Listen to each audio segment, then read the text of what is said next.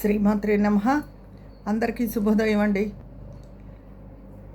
ఈరోజు నేను చెప్పేది జీవితంలో నేను ఆలస్యంగా నేర్చుకున్న పాఠం.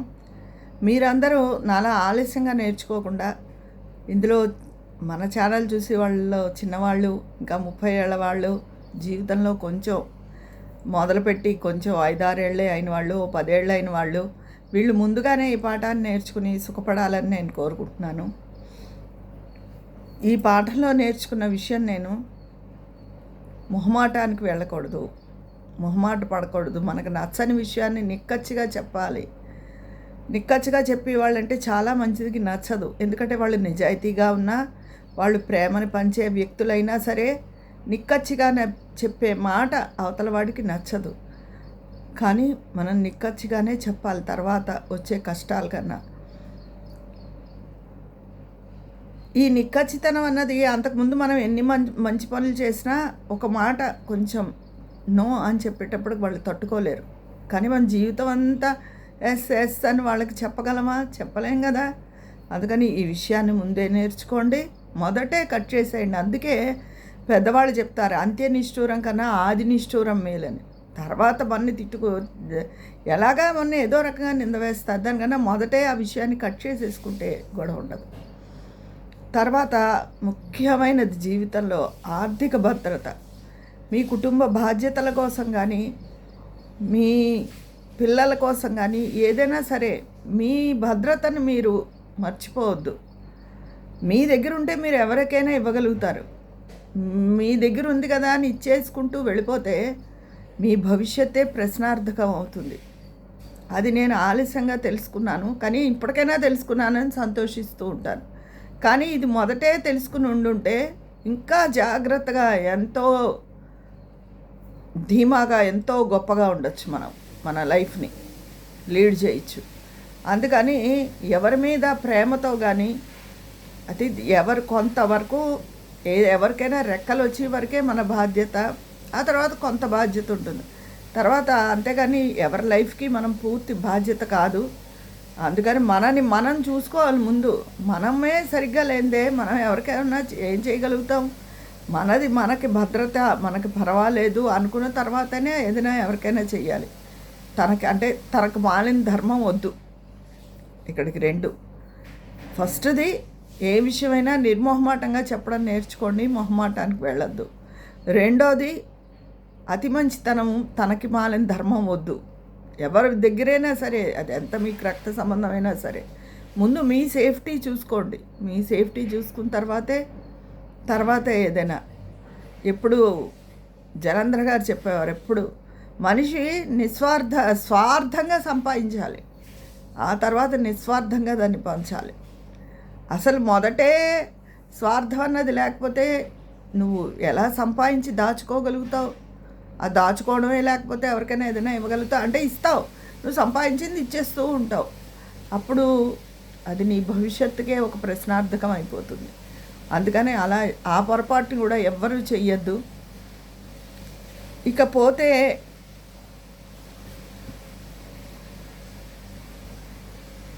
ప్రతి రిలేషను మన జీవితంలో ప్రతిదీ అంతే బాగుంటుంది, మనం చాలా మంచిగా ఉన్నాం కదా, అందుకని మన ప్రతి రిలేషను బాగుంటుంది అనుకోవడం చాలా పొరపాటు అండి.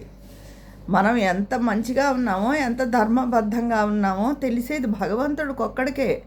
మనుషులందరికీ, అది మన ఇంట్లో వాళ్ళైనా అయి ఉండొచ్చు, అందరికీ మనం నచ్చాలని రూల్ ఏం లేదు. మనం మంచి అనిపించవచ్చు, కానీ అవతల వాడికి మనం మంచి అనిపించవండి.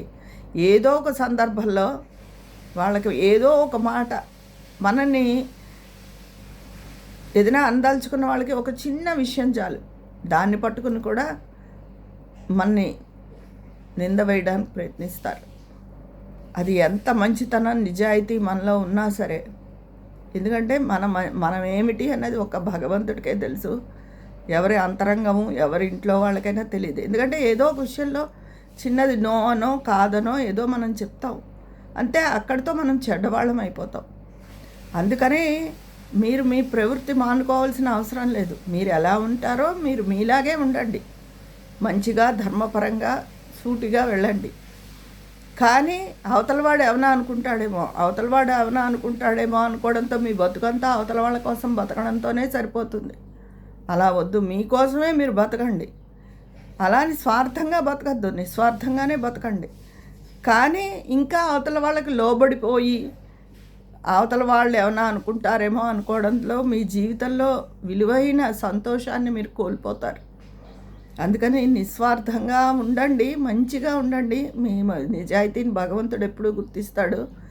అవతల వాళ్ళ మెప్పు పొందాలని మాత్రం ప్రయత్నించకండి. మీరు ఎన్ని చెయ్యండి, మీరు ఎంత సేవ చేయండి, మీరు ఎంత డబ్బు ఖర్చు పెట్టండి, ఏం చెయ్యండి, 100% మీకైతే మార్కులు అస్సలు పడవు. ఇది అందరూ తెలుసుకోవాల్సిన జీవిత సత్యం ఇదండి. నేను మన ఆడవాళ్ళందరికీ జీవితంలో అడుగు పెట్టే వాళ్ళకి, మగవాళ్ళు అంటే ఆడవాళ్ళకే అని ఎందుకు చెప్తానంటే ఇవి మగవాళ్ళకు కూడా వర్తిస్తాయి.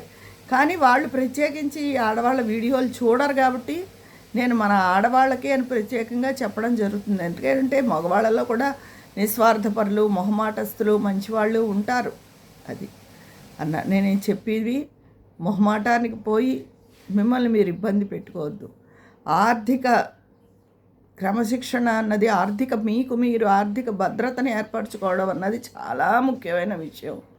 మీ దగ్గర ఉంటే ఎవరైనా ఇవ్వగలుగుతారు, మీకు ఎవరో ఇవ్వరు.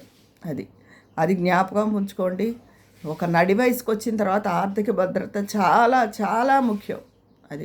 మీ జీవితం తలెత్తుకు నడిచేలా కానీ లేదా మీ ఆరోగ్య హెల్త్ ఇష్యూస్ కానీ ఎప్పుడూ ఆర్థిక భద్రత ఉండాలి. అంతేగాని మిమ్మల్ని మీ అవసరాలను అణగదొక్కుని ఇంకోళ్ళ అవసరాల కోసం త్యాగం చేయవలసిన అవసరం లేదు. ఎవరికి అవసరం ఉంటే వాళ్ళే కష్టపడతారు, వాళ్ళే సాధించుకుంటారు. తర్వాత అందరి చేత మీరు మంచి అనిపించుకోలేరు. అందుకోసం మీరు అవతల వాళ్ళ మెప్పు పొందాలనే ఎప్పుడు ప్రయత్నించకండి.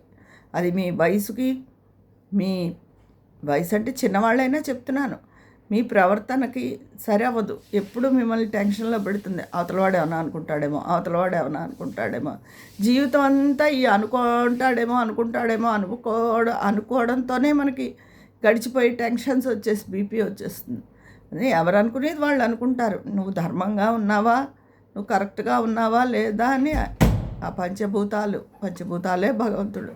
ఆ భగవంతుడికి తెలుసు. కాబట్టి అదొకటి. తర్వాత ఎవరి విషయంలోనూ కూడా మొహమాటానికి పోయి అతి మంచితనానికి పోయి కోరి ఇబ్బందులు తెచ్చుకోవద్దు.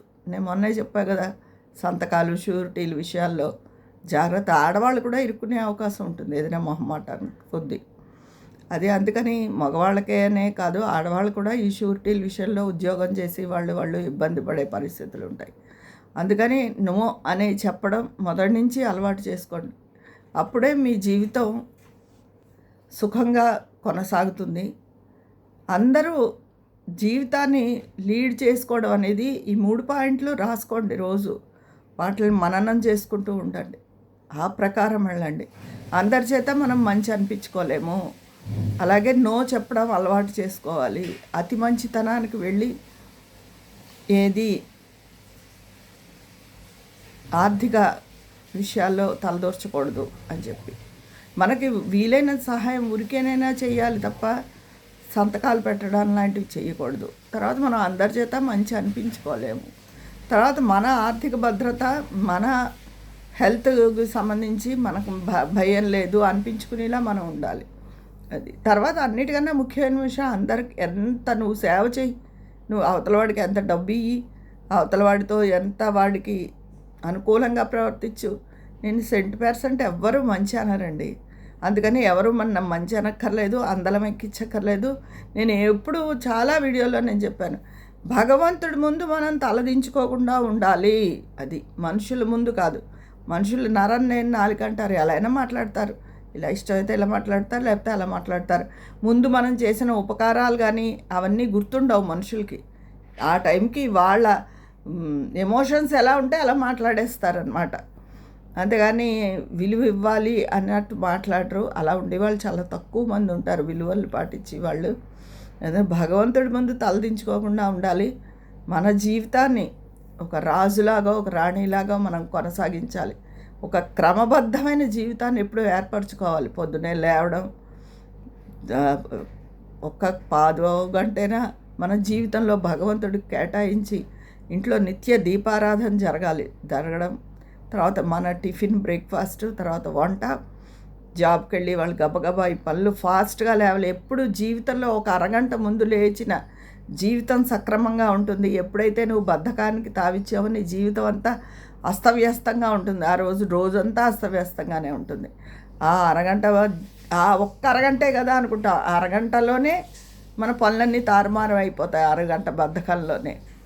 అందుకని జీవితంలో బద్ధకానికి తావివ్వద్దు. ఏ విషయంలో అయినా సరే జీవితాన్ని క్రమబద్ధంగా ఒక ప్రణాళిక వేసుకుని నడిపితే మీ జీవితం సంతోషంగా స్వాగతం పలుకుతుందండి, హాయిగా బ్రతకడానికి. లేకపోతే అంత అస్తవ్యస్తంగానే ఉంటుంది. నా జీవితంలో నేను నేర్చుకున్న పాఠం ఈరోజు మీకు 3 విషయాల ద్వారా తెలియజేయడం జరిగింది. ఇవి అందరూ ఇంకా నాకన్నా చిన్నవాళ్ళు అందరూ ఆచరించి చక్కగా లైఫ్ని లీడ్ చేసుకోవాలని నేను ఆలస్యంగా తెలుసుకున్న పాఠాలు ఇవి. మొహమాటానికి పోవడము, అందరూ మంచి అంటారేమో అనుకుని వెర్రి భ్రమ పెట్టుకోవడము, తర్వాత నాకు మించి శక్తిగా డబ్బును ఖర్చు చేయడము, ఇవన్నీ నేను ఆలస్యంగా నేర్చుకున్న పాఠాలు. ఇవే పొరపాట్లు మీరు ఎవ్వరూ చేయొద్దు. అందరూ హ్యాపీగా ఉండాలని మీ అందరికీ ఆల్ ది బెస్ట్ చెప్తున్నాను. అలాగే మన హిందూ గారు పాపం ఇంకో నెలలు రెస్ట్ తీసుకోవాలి ఆవిడ. అలాగే జాగ్రత్తగా ఉండి కాలక్షేపం చేస్తున్నారు. చెప్పాను కదా, బ్యాండేజ్ బెల్ట్ ఇచ్చారని చెప్పి. అది మన వాళ్ళందరూ కూడా బాగుండాలని. తర్వాత ఈ టైల్స్ అవే కదండి, ఇప్పుడు ఇంట్లో అడుగు వేసేటప్పుడు కాస్త నెమ్మదిగా జాగ్రత్తగా వేయండి. లేకపోతే పడిపోయి ఇలా దెబ్బలు తగలడం. ఒక్కొక్కసారి మన గ్రహస్థితి బాగుండపోయినా జాతకంలో కుజుడు ఆ టైంలో ఉన్నాడనుకోండి, కుజుడు వల్ల మనం ఇక్కడ కాకపోతే రోడ్డు మీద పడిపోవడం, ఎముకలు దెబ్బలు తగలడం అలాంటివి ఎక్కువ జరుగుతూ ఉంటాయి. కుజుడు కోసం అంటే మంగళవారం నాడు ఎక్కువ కుజుడికి శాంతి, మంగళవారం ఆయనకి ప్రీతి. ఆ రోజు అన్నీ సుబ్రహ్మణ్యేశ్వరుడికి, ఆంజనేయ స్వామికి అన్నీ పూజ అవి చేసుకుంటే కూడా కొంత కుజుడు శాంతిస్తాడు. అది సంగతి. సరే, ఉంటాను. ఈరోజు నేను చెప్పదలుచుకున్న విషయాలు ఇవి. మీ అభిప్రాయాలు కామెంట్ బాక్స్లో తెలియజేసేయండి. నేను జీవితంలో నేర్చుకున్న గుణపాఠాలు మీకు తెలియజేస్తున్నాను. మీరు తొందరగా సుఖపడాలని, నాలా లేటుగా కాకుండా. ఉంటాను మరి. మీ స్నేహితురాలు విజయాపర్ణాల.